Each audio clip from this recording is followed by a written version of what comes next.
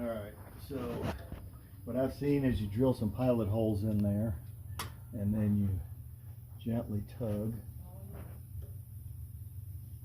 Yeah, gently. Yeah, you may have to shift gears because gently isn't cutting it.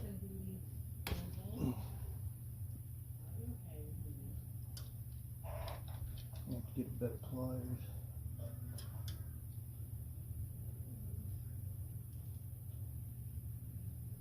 Or a way of tapping, grabbing that. You know what? I think I'm going to do that. I'm going to grab a hammer and just tap on it. Okay, that one was a no-go.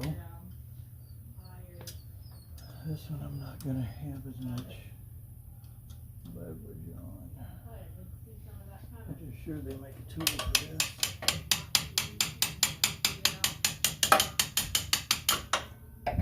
Ah, success!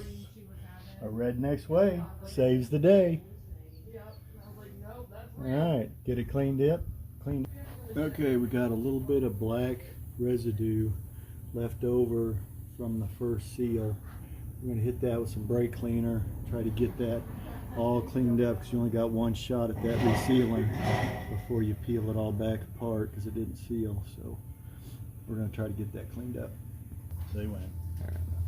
Okay, so we're going to try a little goof off and a Q-tip. See if we can get that to...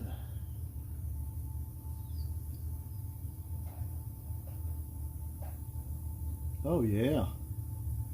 See that black? That's a good sign right there.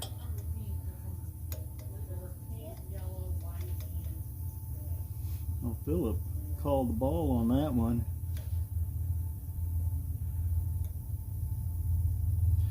So we're gonna continue to saturate these Q-tips and work our way all the way around and get all that old rubber off of there. Wonder if we should have Googled if goof off has any kind of reaction with aluminum. I don't think so. I think it's safe on everything. You want to give them a warning about the keyway? Been there, done that. Oh, okay. Yeah, that's previous. Okay, we got the majority of this black off. We still got a little bitty pieces, but if you notice up here there's a hole. That's a drain hole for oil that gets in here to lubricate this bearing. You can't push this new seal in tight enough to plug that hole. So if you plug that hole, that bearing won't get the lubrication it needs. So we need to seat it in, but do not seat it all the way down. Alrighty, so here's the part number. This is for the rear seal. And we're going to take the advice of a previous video I watched.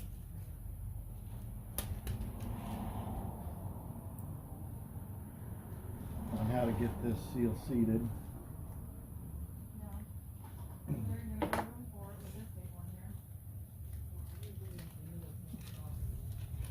And just for the record,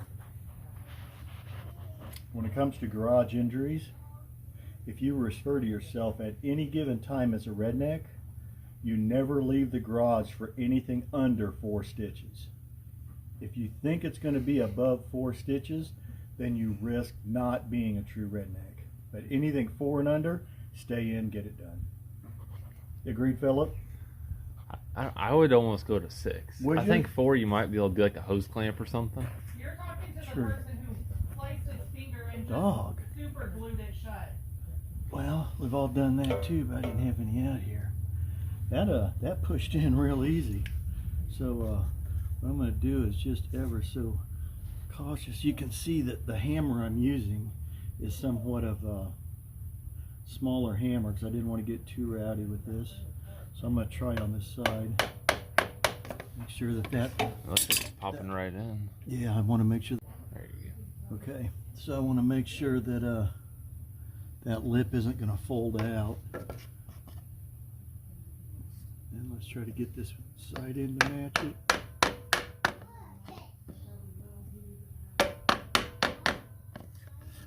Oh, it's going right in. Yeah, that looks pretty good, doesn't it?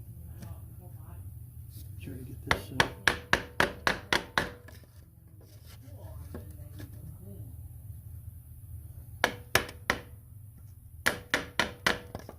What do you think?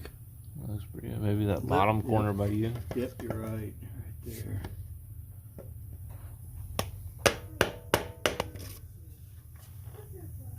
Still got to go in a little bit, doesn't it? I think we could hazard to have just a little. I think you're pretty good there. Okay, that's at least flush. That's in a little. I think that bottom could just. That's flush, but not in. This one is all the way around is just a hair in, but the bottom's just flush. So let me try to get that bottom.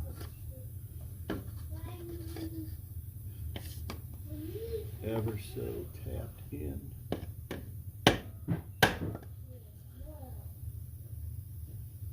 What do you think? Oh, looks pretty good. Yeah. All right. Okay. Look for the keyway.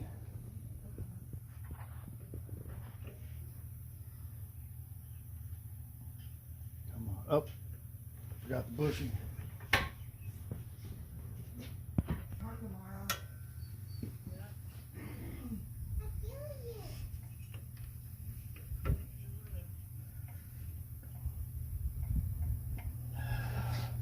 Seen people have to take emery cloth to get these back on, but I don't want to do that. Find the keyway. There it is. Now we line this tooth up with the. There it is. All right, we're back on. Hold on before you do that. All right, so bushing goes on. Goes in.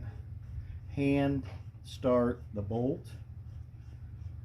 Anybody's thrown a bolt in with an impact wrench before and had it cross threaded, they'll only do it once.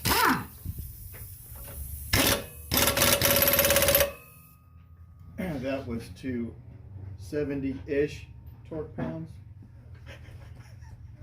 Okay, pulling a clutch. Be sure that your tooth gets on the clutch plate and not on the pulley. If you pull on the pulley, you're going to be in the market for a new pulley. You want it, all three of them to be between the clutch plate and the pulley. Alrighty, the pulley's up. Let's start with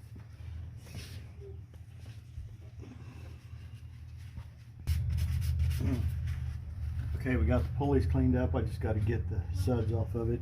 I just recently replaced this mule drive. I got a video on that, but whenever your belt's off, always check your bearings. This one's a little bit not bad, but I know I'm good this season because I just replaced that.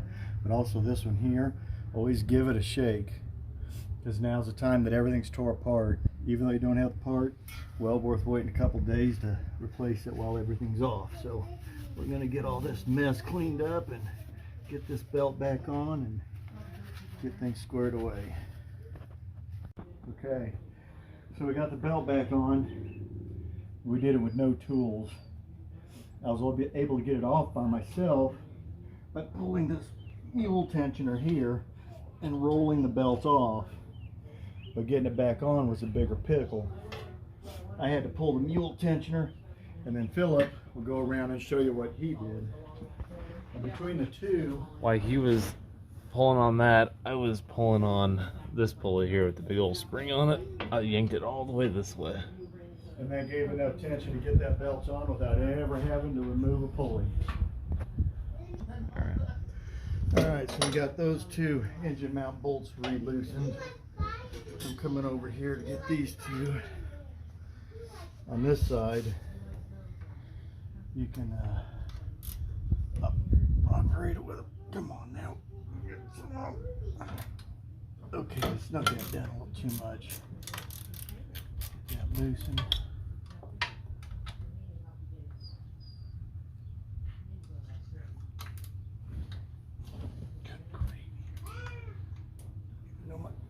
There we go. Okay, now Philip will go up top. I'm going to try to camp this motor back. You're going to make sure your bolts or your pulley and your belt is as straight as possible. How'd that look? It's shifting. Can you yank this side a little bit more, or counterclockwise a little bit. Or maybe try pushing that side just a little bit. Yeah, there you go. Yep, that it? It got pretty straight right there. Yeah. Okay, now if you'll kind of eyeball it while I Torque torque back these down. down, because something like things like this are notorious for slipping back over.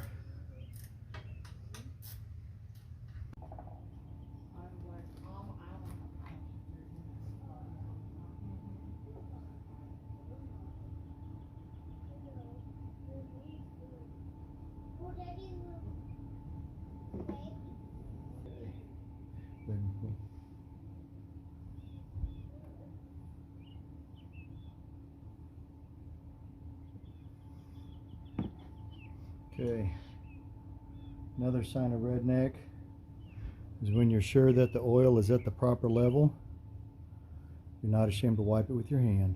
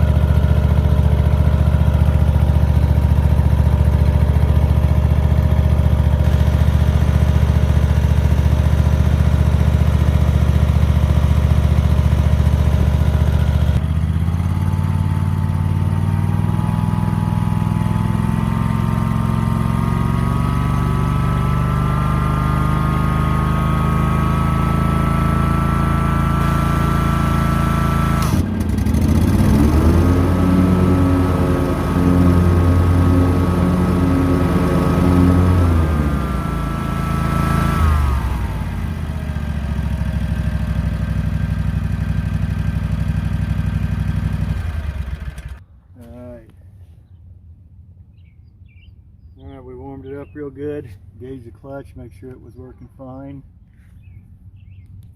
We're just inspecting for anything silly.